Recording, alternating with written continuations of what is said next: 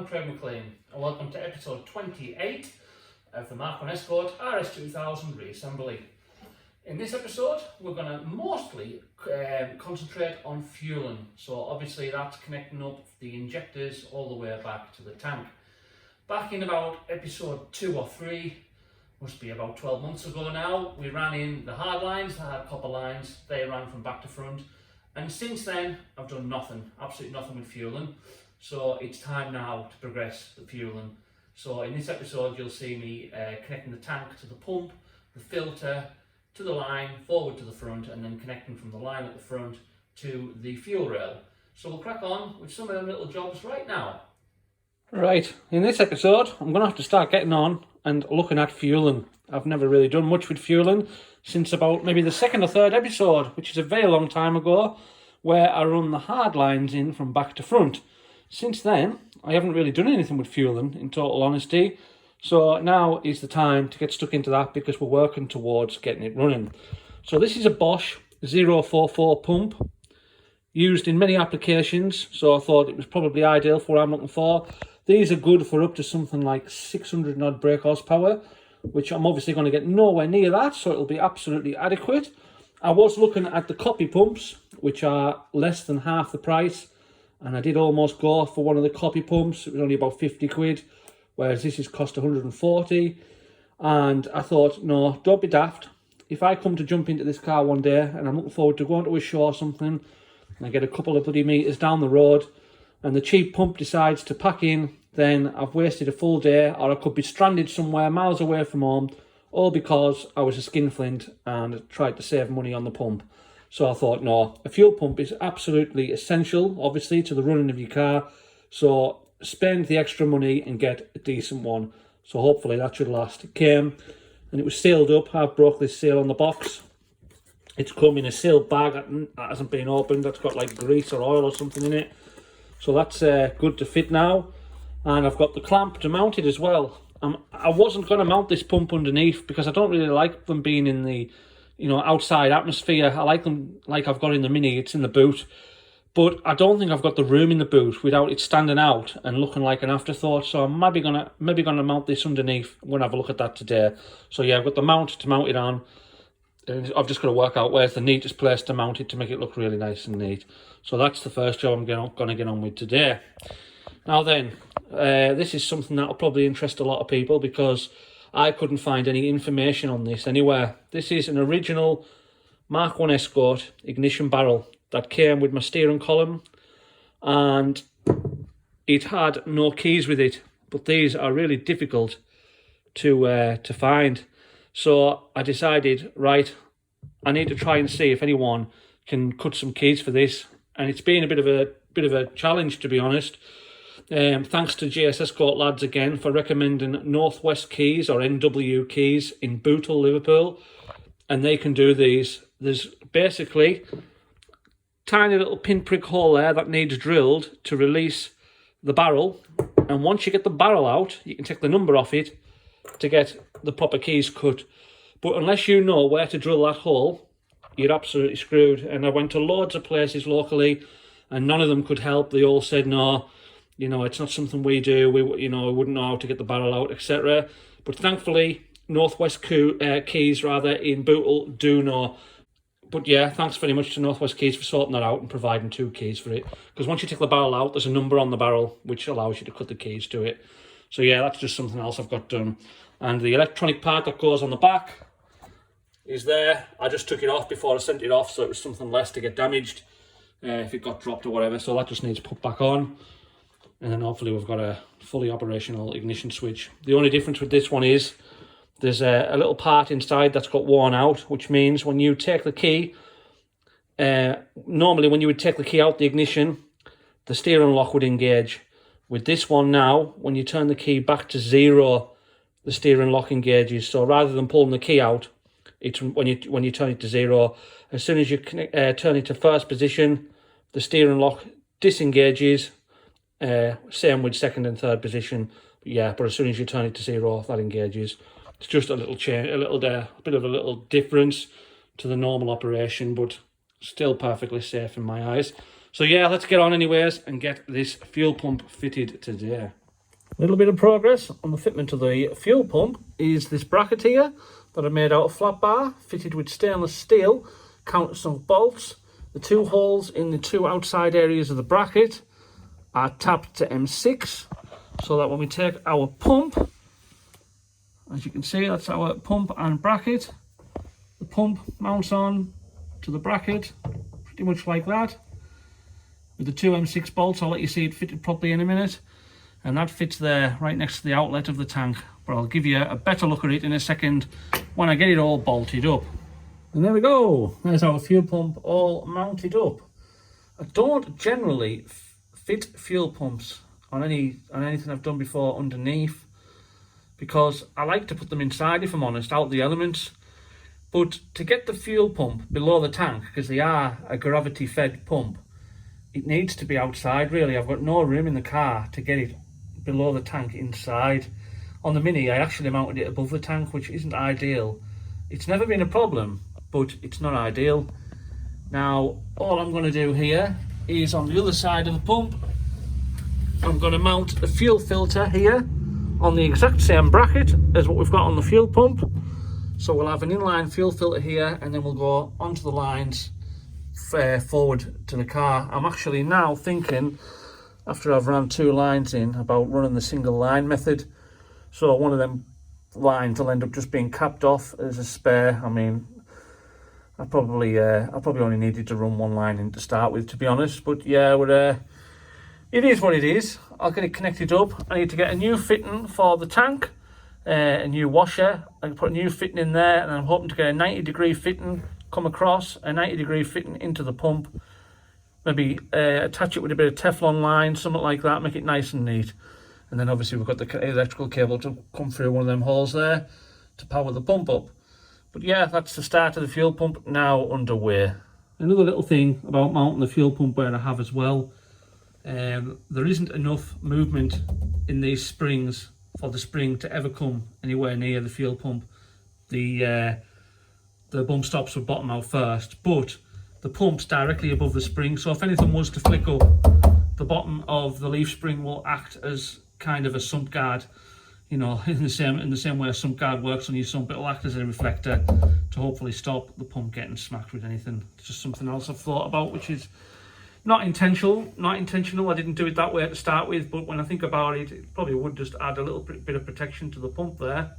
And up at the front end of the car, we've now got the hose that came with the throttle bodies run from the fuel rail underneath, P-clipped underneath the throttle bodies, along, underneath, down and onto the supply copper line underneath. That's all connected up at the front. So all that's to do now, as you've seen before, is to connect the tank to the pump to the filter, and the filter to the rear line, and we've got a complete fuel system. You know, that's a big step towards firing it up. Obviously, one of the main things that you need to fire it up is fuel. So yeah, that's that out the way. A little bit more to do at the back, as I've just said, and then we've got a little bit to do with the battery leads, etc. And we should be able to crank it over once we get some oil in it. So yeah, we're definitely getting closer. Really quick bit of progress. Obviously, if I want to get it running, I need to start getting some fluids put into this engine. And the first thing I'm going to do is the coolant. This was supplied to me by my best mate Anthony Buchanan next door. He gave me this bottle for nothing, so thanks very much to Anthony for that. I'm now going to get on and fill up the coolant system and keep fingers crossed that we have no leaks.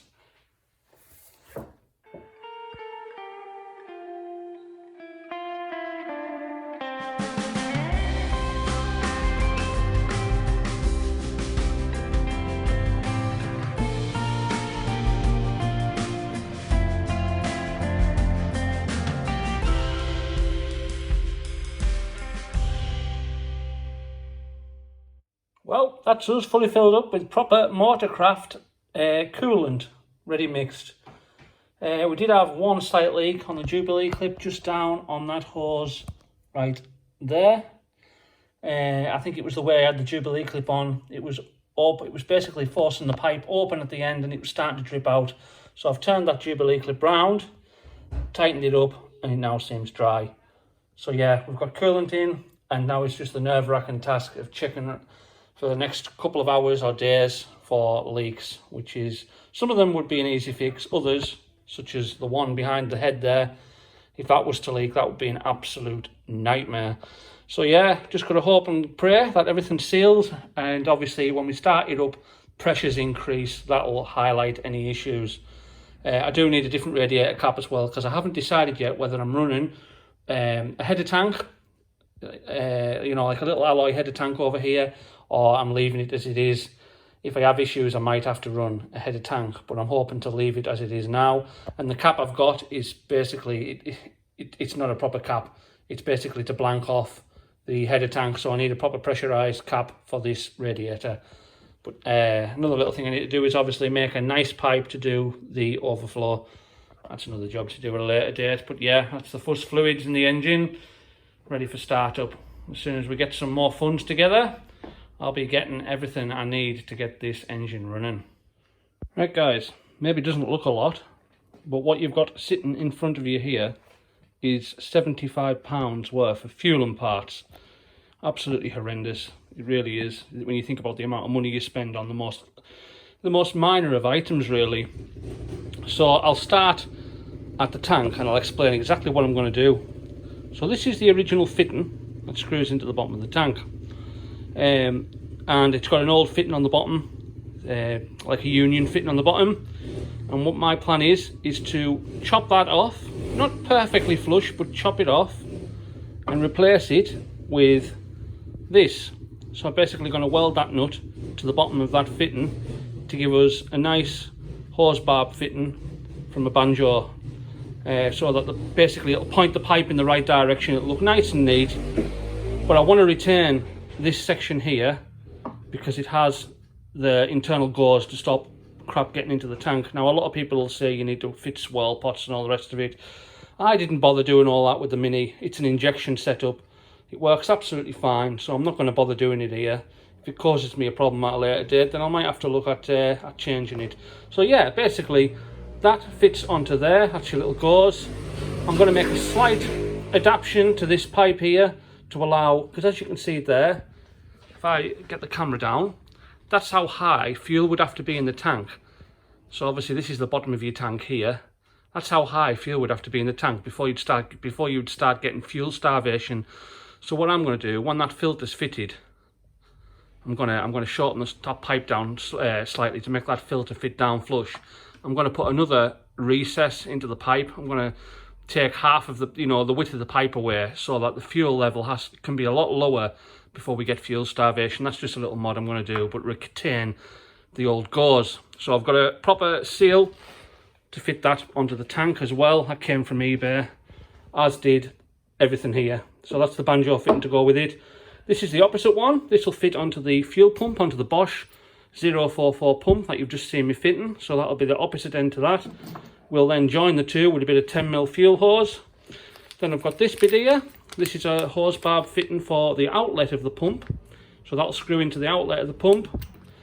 And then we've got this little item. This was recommended to me. In fact, it was brought to light to me, let's say, by my best mate Anthony.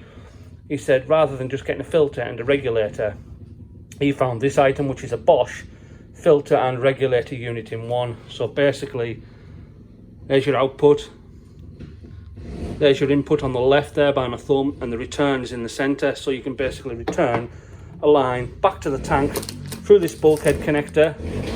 I've already drilled the hole in the body to accept that, and then we can take a return line right back to the tank.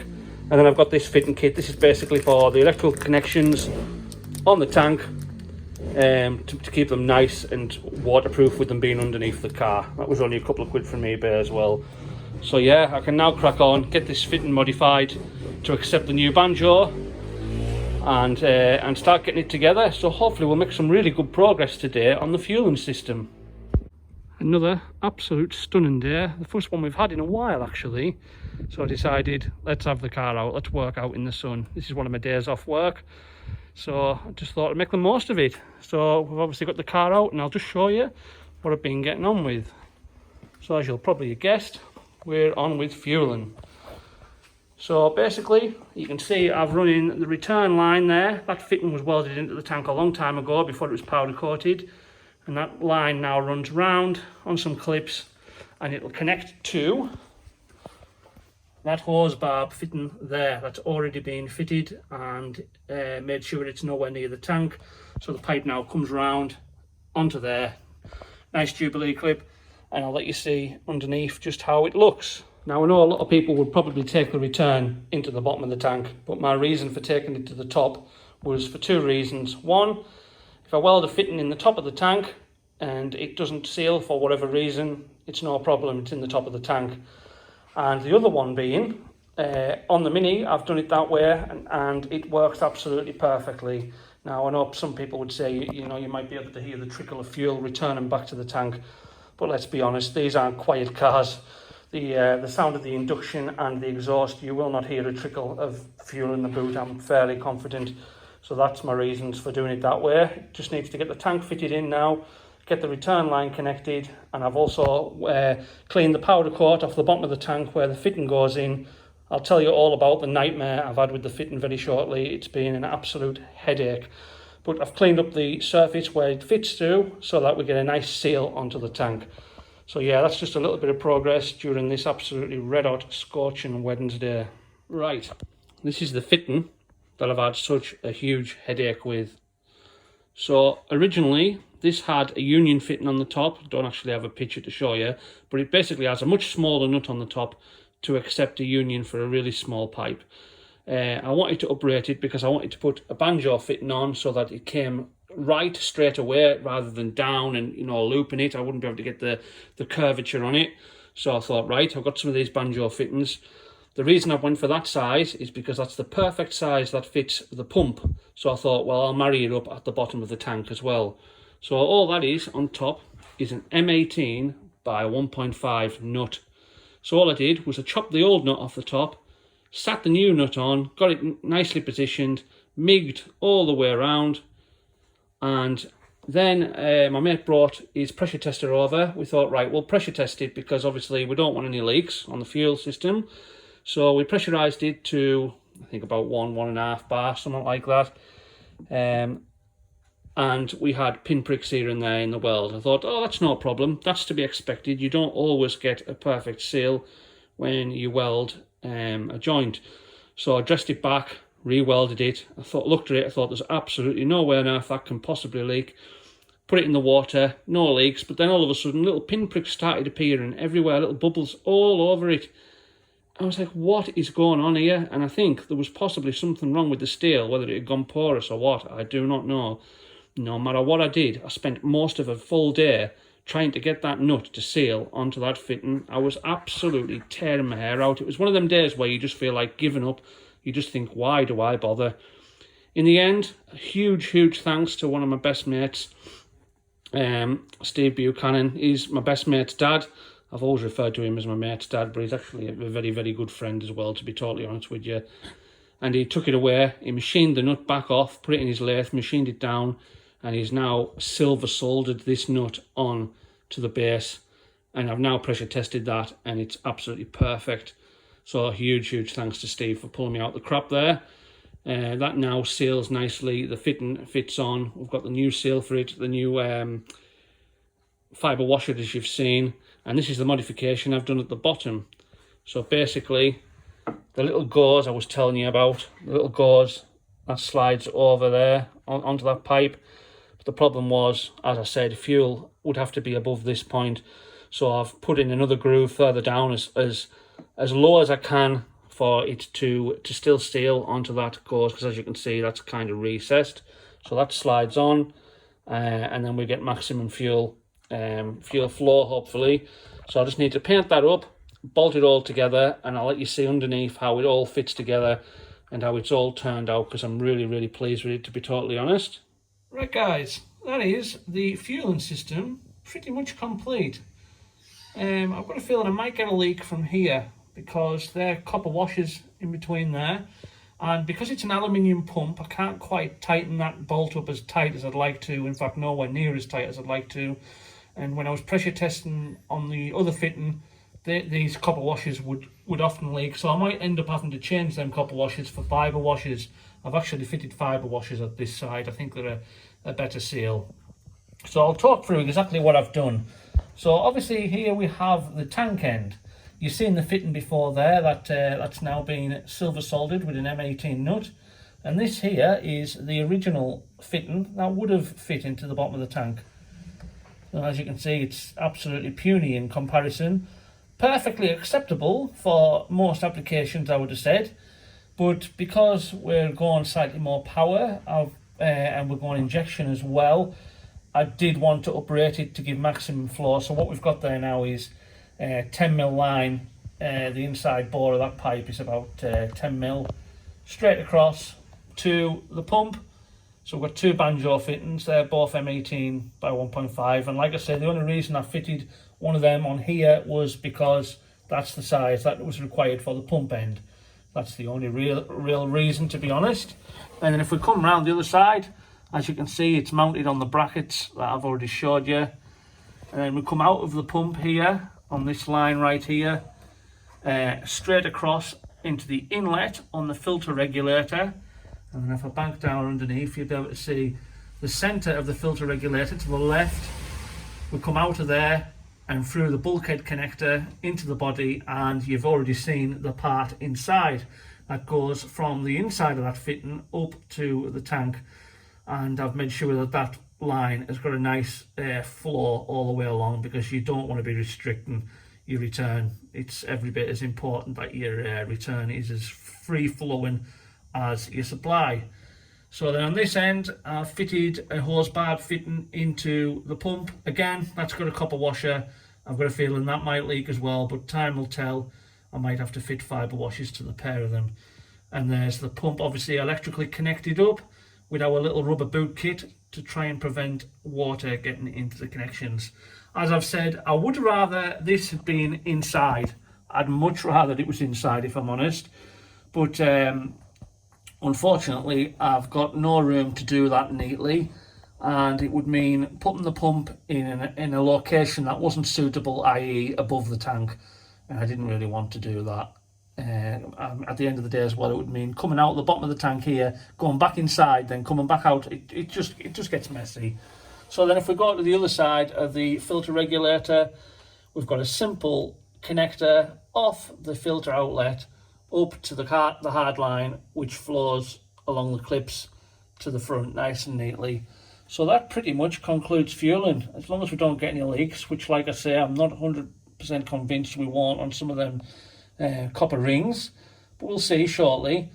That should hopefully be fueling complete, because as you've seen, I've finished it at the front. It's done under the bonnet, it's now done under the back, and we can now get some fuel at some point, fill it up, and check for leaks. Well guys, that's another episode drawn to a close. I hope it was helpful in some way.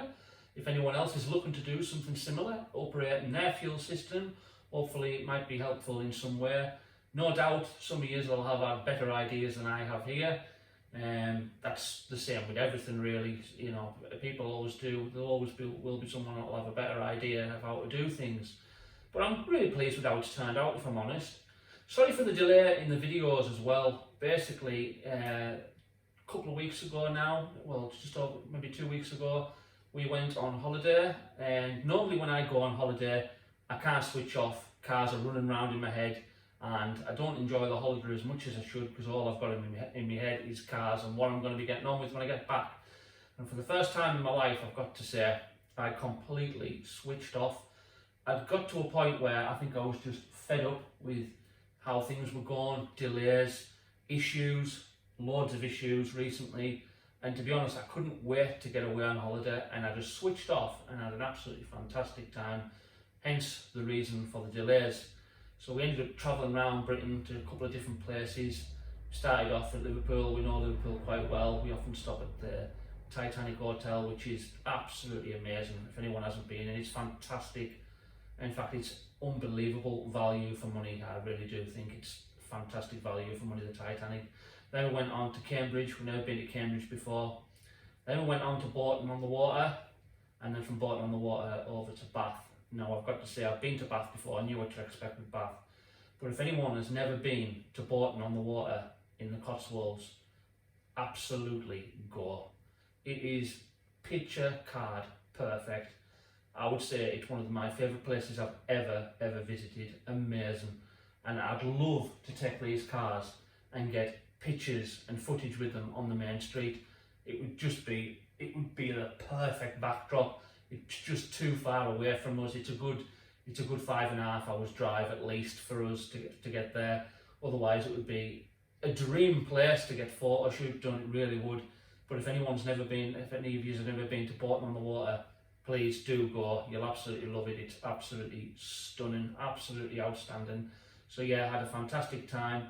Come back, it took a day or so for me to get back into the groove. The first day I was in the garage, I didn't have really any interest, if I'm honest.